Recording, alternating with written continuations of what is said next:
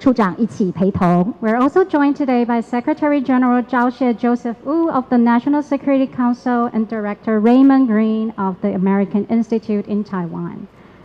Let's welcome Secretary General Wu for his opening remarks. Director Ray Green of the American Institute in Taiwan, members of the press corps, good afternoon. I'm super honored to introduce you two very distinguished and very important visitors to Taiwan. First is Senator Roger Wicker. He is the chairman of the Senate Armed Services Committee, and also Senator Deb Fischer. She's a very senior member of the Armed Services Committee of the Senate, and at the same time, she's also serving as the chair of the committee, of the subcommittee on strategic forces. And I know you are all very eager to hear them, and they will give their respective remarks, and after that, they will also entertain a couple of questions from the audience. Now I would like to invite Senator Roger Wicker to say his remarks, which will be followed by Senator Deb Fischer. Thank you. Thank you very much, Minister, and I very much appreciate the opportunity to be here. Senator Fischer and I just completed a very comprehensive and meaningful discussion with the President, and I can't tell you how much that means to me personally and how much it means to our constituents back in the United States of America. The friendship between Taiwan and the United States is strong, it's long-lasting, and its future is bright. We come here today at a time of great importance and actually great danger, not only in this region but worldwide. Those of us who represent freedom and democracy and self-determination are faced with the most dangerous security moment since World War II. There is an axis of aggression that threatens the freedom of many people around the world. This axis includes the People's Republic of China, the Russian Federation, North Korea, and Iran, and they're working together as never before to challenge those democracies such as the United States and Taiwan and others who believe in freedom and elections that matter and self-determination. And so it means so much to me personally and so much to my constituents back in the United States and to the Armed Services Committee, which I chair in the United States Senate, that we have been received so warmly by the President of Taiwan. It is our determination and our intention that Taiwan remain free and make its own decisions, that the people of this republic are free from outside influences, and that that principle be also applied to the United States of America. So we are in this together. We're longtime friends, and part of maintaining the freedoms that we have is enhanced cooperation militarily, enhanced cooperation with our defense industrial base, making the best use of those funds. I'm delighted to say that the United States appreciates the goal of this great president to move to over 3% of the economy being spent on national defense by next year and some 5% by the end of the decade.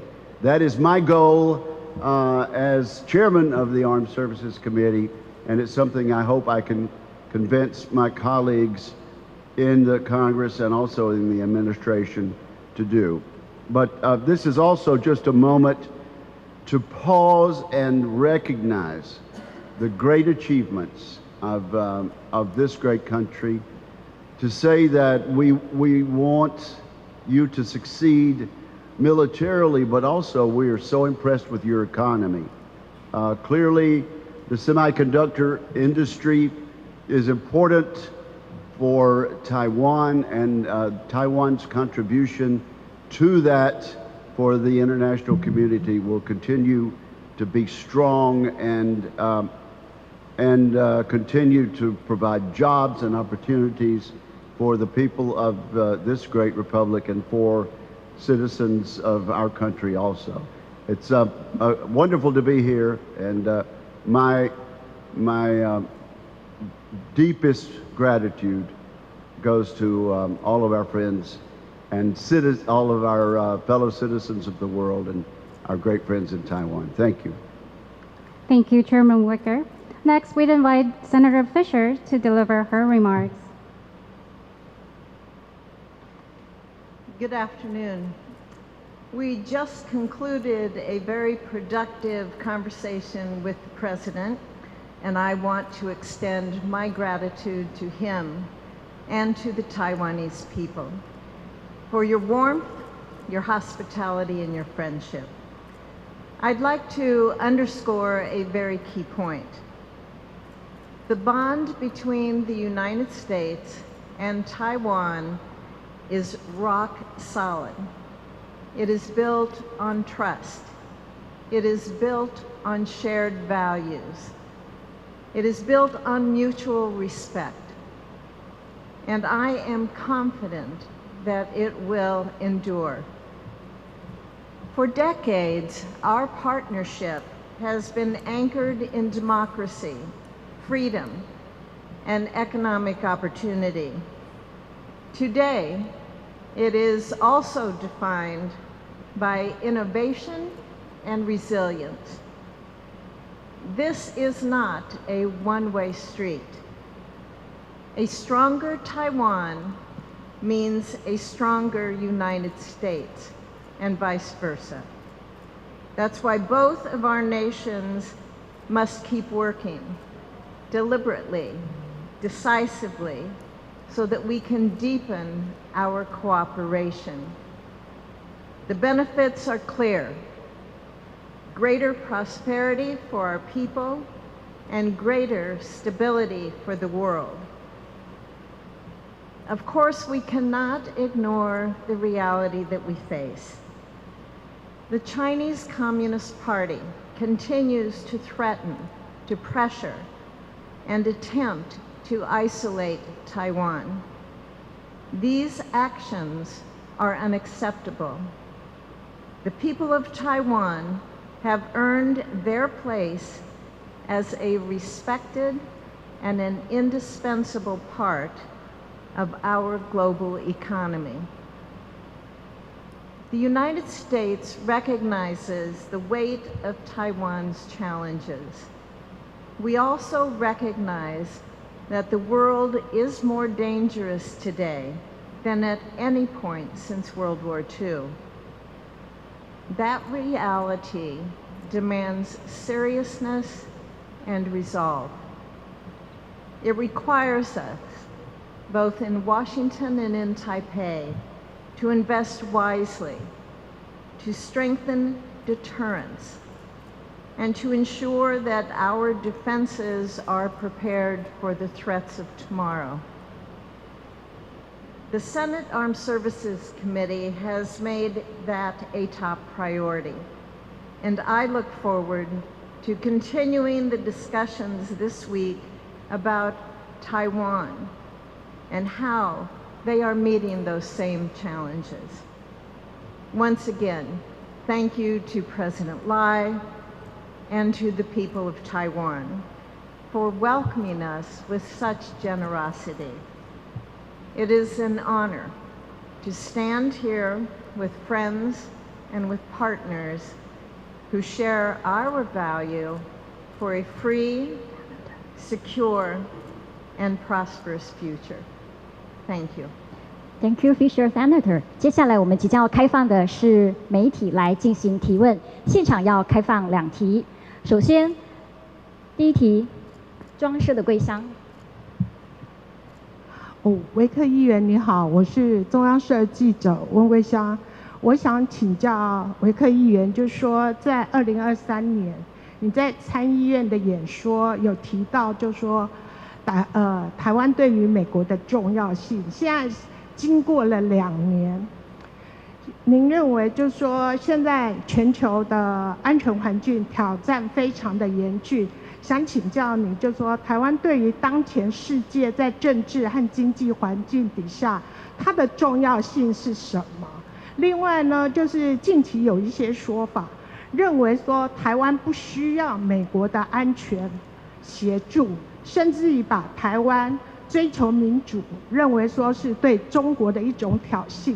想请教您的看法，谢谢。Yes, I'm from Central News Agency. I would like to ask Chairman Wicker, back in 2023, you remarked on the Senate floor about Taiwan's importance to the United States. And 2 years later now, the global security environment has only grown more challenging. How do you see Taiwan's importance economically and politically in today's world? And also, recently there have been arguments suggesting that Taiwan does not need security assistance from the United States, and that Taiwan's pursuit of democracy is seen by some as provoking China. What is your view on this? Thank you. As to the second point, of course, it's nonsense to suggest that self-determination and democracy is a threat to world peace. Quite the contrary. It is not democracies and republics where elected representatives are chosen by the people, where neighbors are threatened. Clearly, it is the totalitarian countries, the oppressive countries where the people do not have a voice, where neighboring countries and neighboring peoples have to worry at night about whether their country will be invaded. So I would reject that argument, and I think it is clearly specious in the minds of most people who've heard it. As to the first part of your question, what happens in Taiwan affects the rest of the world. The world is watching how a relatively smaller democracy is able to prosper and build a bright future for their citizens, as opposed to a larger, more militarized, authoritarian system.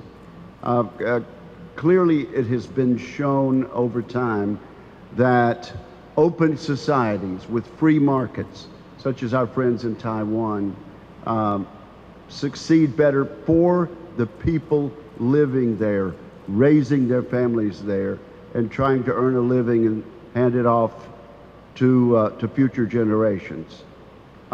Whether this alliance between the United States and Taiwan succeeds will be heard by people seeking to breathe free around the world, and that is one of the principal reasons for our attendance here. 继续第二题，华尔街日报的若雨。Hello, this is Joey Wang with the Wall Street Journal. Thanks for your time and having us here.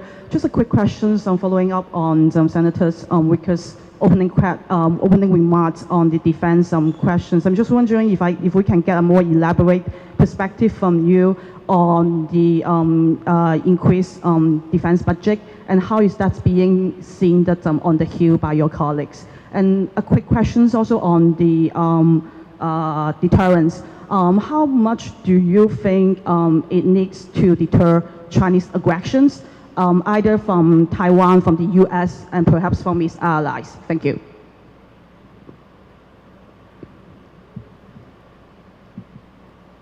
We've been told for several years now by the top generals, by the top national security experts in our country and around the world, that Communist China is the pacing threat of the United States of America.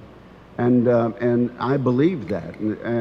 So that's one of the reasons that our defense buildup has to take place. It's one of the reasons that I hope we can convince our two parties back in the United States to move forward in a unified way to build up what we look back to from decades ago when President Ronald Reagan said he stood for peace through strength.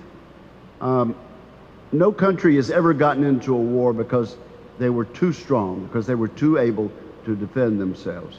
On the contrary, even in our country, war has come when we let our guard down, when we thought that peace would always remain, and we did not pay attention to mounting threats. So my determination is that we be so strong that no one will attempt to challenge the peace, whether that be in Europe, as it's being challenged now, in the Middle East, or here in the Pacific.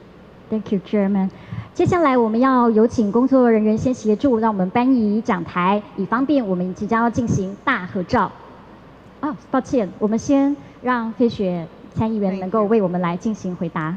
If I could add to your question there, this next week when we return to the United States Senate under the leadership of Chairman Wicker, we'll be taking up on the floor of the Senate the National Defense Authorization Act. That is a strong bipartisan bill that came out of the Senate Armed Services Committee, and we definitely expect a strong vote for it on the floor of the Senate as well. In that bill, we have authorized a number of programs that speak to the security of our nation through deterrence. The importance of deterrence is to be able to have friends, partners, allies around the world who work together, who share the same values, who believe in freedom, and who believe in peace through strength.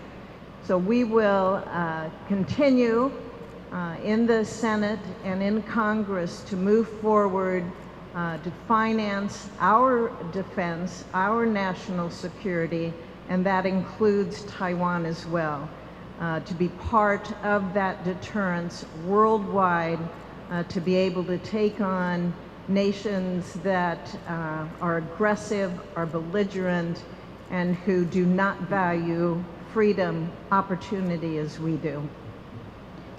谢谢。继续，我们要请工作人员协助移除讲台，以方便我们来进行大合照。Before we conclude, we will have a quick photo spray. May I invite everyone to look toward the cameras in front. Let's have a nice photo together. 这个历史性的一刻，我们很开心，今天欢迎了访团的到来。看向正前方，媒体朋友们都有获得了好镜头吗？ Have we got all the shots we need? Okay, maybe. 好，再3秒，好，更多。我们的谈话会就到这里结束，再度谢谢大家的参与，非常的谢谢，非常感谢美国联邦参议院的军委会主席以及参议员来到了台湾。我们也请媒体们先在现场稍后。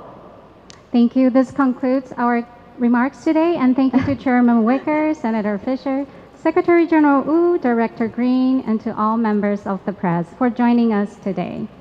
We kindly ask the members of the press to remain in place until the delegation has departed for their next meeting. Thank you. Right. Thank you once 再度谢谢 again. 访团，是 Thank you once again to all members of the press for joining us today. Thank you. 也谢谢媒体朋友们跟收看直播的观众朋友，请在现场稍后2分钟。谢谢大家的与会，谢谢。Thank you.